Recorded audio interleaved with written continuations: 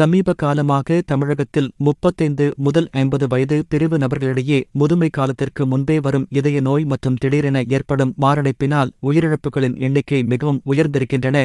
சென்னை, கோயம்புத்தூர் மற்றும் மதுரை போன்ற பெரு நகரங்களில் வாழும் 35 முதல் 50 வயது நிரம்பியவர்கள் மத்தியில் இதய நோய் பாதிப்பு அதிகரித்து வரும் போக்கு காணப்படுகிறது என்று மீனாட்சி சூப்பர் ஸ்பெஷாலிட்டி மருத்துவமனையின் இதயவியல் நிபுணர்கள் எச்சரித்துள்ளனர்.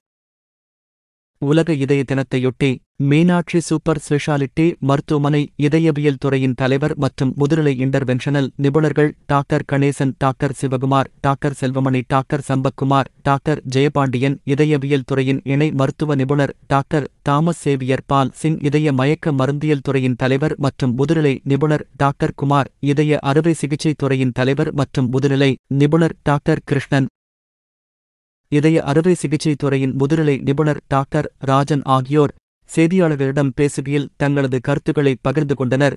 அப்போது மருத்துவ நிபுணர்கள் தெரிவித்ததாவது: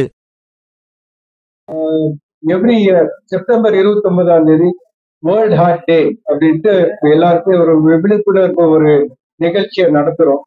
இது கிட்டத்தட்ட மோர் தென் 25 இயர்ஸா இது நடந்துட்டு இருக்கு.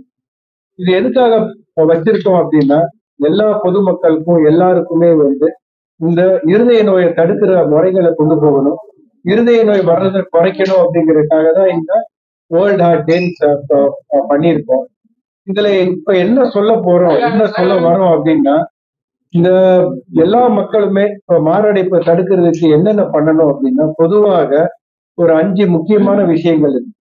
நம்பர் 1 இப்ப ரொம்ப முக்கியமான காரணம் ஸ்ட்ரெஸ் குறைக்கிறதுக்கு என்னென்ன வழிகள் இருக்கோ அதை கண்டிப்பா ஃபாலோ பண்ணணும்.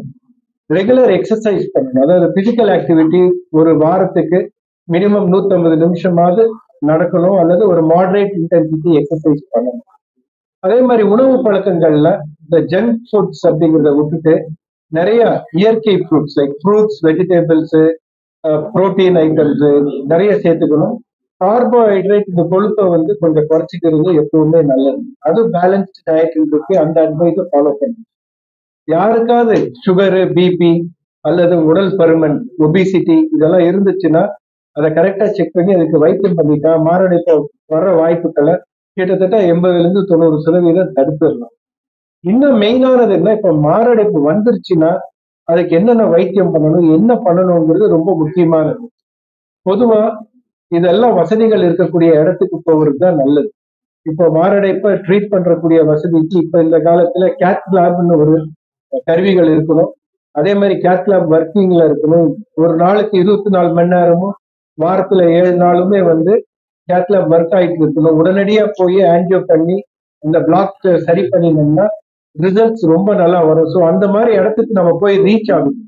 நீங்க எவ்வளவு சீக்கிரம் அந்த மாதிரி இடத்துக்கு போய் அந்த வைத்தியம் பண்றோமோ அத்தனை பெனிஃபிட் இருக்கும், அத்தனை பேரை உயிரையும் காப்பாற்றலாம்.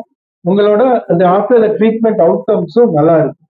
ஸோ அதனால நமக்கு என்ன அவேர்னஸ்னா, இந்த மாதிரி நெஞ்சு வலி வந்துருச்சுன்னா எங்க போகணும் அப்படிங்கிற ஒரு விழிப்புணர்வு எல்லாருக்கும் தெரியும். ஸோ பேசிக்லி இந்த ஹார்ட் அட்டாக் தெரிஞ்சிருச்சுன்னா பெரிய சென்டர்ஸுக்கு அல்லது இம்மீடியட்லி நியரஸ்ட் சென்டர் எது இருக்கோ அங்கே போய்க்கிறது பெட்டர். இந்த அவேர்னஸ் எல்லாம் பப்ளிக் கொண்டு வரணுங்கிறதுக்காக தான் இந்த வேர்ல்ட் ஹார்ட் டேயை கொண்டு வரோம். வணக்கம்.